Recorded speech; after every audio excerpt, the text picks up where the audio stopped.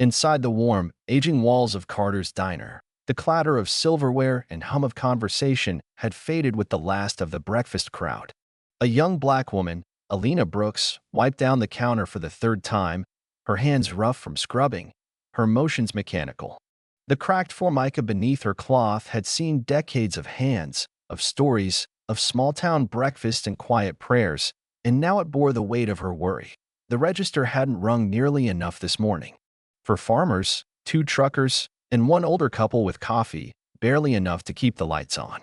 The electric bill sat in her purse like a ticking bomb, its red lettering burned into her brain. She whispered to herself like a promise, just a few more months. It was the same line she repeated every morning since returning to Ridge Hollow from Atlanta to care for her father and try to salvage what was left of the family diner. Outside, Main Street lay as still as a faded photograph. Empty storefronts, shuttered windows, silence. Once a vibrant place with jobs and purpose, Ridge Hollow had become a husk of its former self. The textile mill had shut down. The general store went belly up not long after. Now the diner, a cornerstone since her grandfather's time, was on life support, and Alina was running out of time to save it. The bell above the front door jingled. Alina turned, expecting another local, maybe Mr. Jeffers coming back for his usual lemon pie slice. But when she saw the man standing in the doorway, she stopped cold. Tall, broad, dressed in faded black leather that had been through a storm or three. Gray beard, thick and unruly, eyes shielded beneath the brim of a weathered cap. But it was the patch on his jacket that drew every eye in the room like a magnet, the iconic skeletal reaper and scythe. A Hell's Angel. Mrs. Appleton, seated near the window with her crossword, gasped and clutched her pearls. At the counter, Roger Tilden, who had known Alina since they were kids, lowered his coffee slowly with a soft clink. Even the radio seemed to choke on its own signal for a second. The man walked with heavy, deliberate steps and took the stool furthest from everyone else. His shoulders hunched slightly as if trying not to exist. Alina heard her father's voice echo in her head, low and steady. Everyone's money spins the same at Carter's.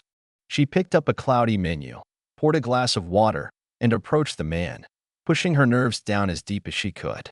"Welcome to Carter's," she said, her voice steady. "Special today's country fried steak and mashed potatoes, made fresh this morning." The man looked up, and something in Alina's breath caught. His eyes, pale blue and rimmed in red, were exhausted, not aggressive, not angry, just tired. "Coffee," he rasped. "Black. Whatever's fastest. Been driving since before sunrise." Alina nodded, poured from the pot that had been sitting on the warmer, and placed the mug in front of him. As he reached for it, his hands trembled slightly. Beneath his sleeve, a hospital bracelet peeked out. She recognized it immediately. She'd spent enough time in hospital corridors, watching over her father, to know what it meant. "Long ride ahead still?" she asked gently, not pressing, just offering. He took a sip of coffee, then exhaled slowly. "Heading back to Ridge Hollow, General," he murmured. "My daughter." His voice cracked. He didn't finish. He didn't need to. Alina nodded. "Toast and eggs coming right up," she said softly. She could feel the judgment from across the room, saw the glares, heard the unspoken warnings in every silence. But she pushed them away and called the order in. She wouldn't apologize for offering someone food. Not today. Not ever. Then the doorbell jingled again, sharper, this time. The sound of authority entering the room. Alina didn't need to turn around. She already knew. Sheriff Blaine Cooper and Deputy Sarah Jennings. Full uniform. Stiff, polished, gleaming badges catching the sunlight. Blaine strolled in like he owned the place, his boots echoing a slow rhythm across the floor. His gaze found the biker instantly, and a sneer curled on his lips. Well, he said loudly. "Look what wandered into town." The man said nothing. Just sipped his coffee. "Just grabbing breakfast, Sheriff," Alina said, stepping between them. Sarah stood just behind Blaine, visibly uncomfortable. Blaine leaned one elbow on the counter, towering closer to the biker. "Maybe we should run his ID. Make sure he's not one of the bad apples from those bulletin warnings." Alina's stomach nodded. "He hasn't done anything wrong," she said. "He's a paying customer." Blaine scoffed. "You know what that patch means, don't you? Drugs, guns, violence. The biker finally looked up. Calm. Firm. You don't know a damn thing about me. Oh, but I do, Blaine barked. I know trouble when I see it. Alina stepped forward, her hand on the counter trembling slightly. You don't get to harass people based on how they look. You're making a mistake, Alina, Blaine warned, eyes darkening.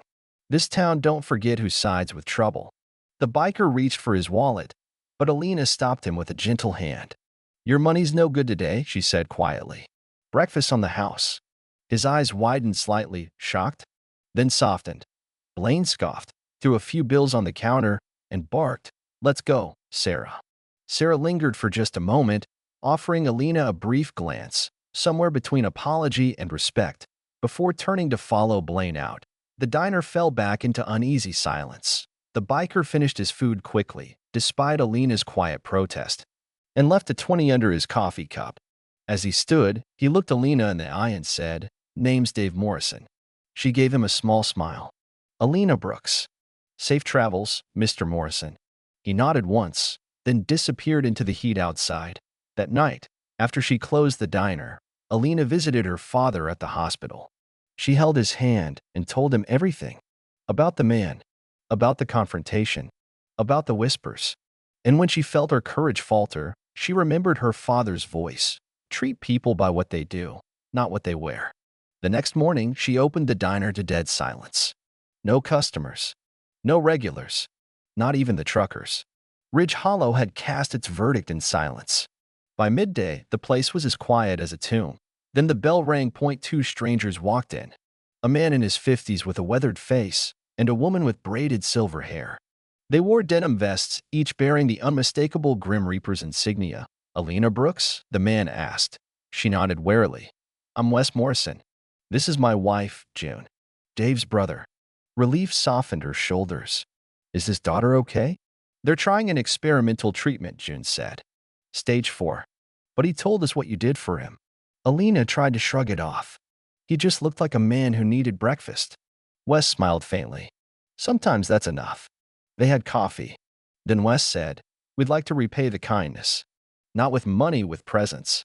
Before Alina could ask what that meant, a low rumble began in the distance. Like a storm. Then dozens of motorcycles poured into Main Street. Then hundreds. By the time the engine stopped, Carter's diner was surrounded. Patch-covered riders from across the state, different chapters, different backgrounds, stood together. Some brought flowers. Others simply nodded. June leaned in. Dave told his crew. They told theirs. Word travels. Alina blinked. That's over 200 people. When the world turns its back on us, we remember the ones who didn't. They packed the diner. Every table. Every stool. Roy had called her suppliers. Fresh food was delivered. All costs covered. Locals started to wander in, first cautious, then curious. One by one, they joined the crowd. Even Sheriff Blaine didn't return. Deputy Sarah did quietly. She sat at the counter. Accepted coffee from Alina without a word. The silence between them said enough. As the day wore on, people mingled. Bikers laughed with locals. Quilting tips were exchanged beside stories of open roads. By evening, the crowd had spilled outside. Music played from a rigged-up speaker. Laughter danced in the air. Alina's father, pushed in a wheelchair by one of the riders, sat outside for the first time in months. Watching at sunset, Dave returned. Alina met him at the door. Glad you're back. She's doing a little better, he said softly. She wants to meet you.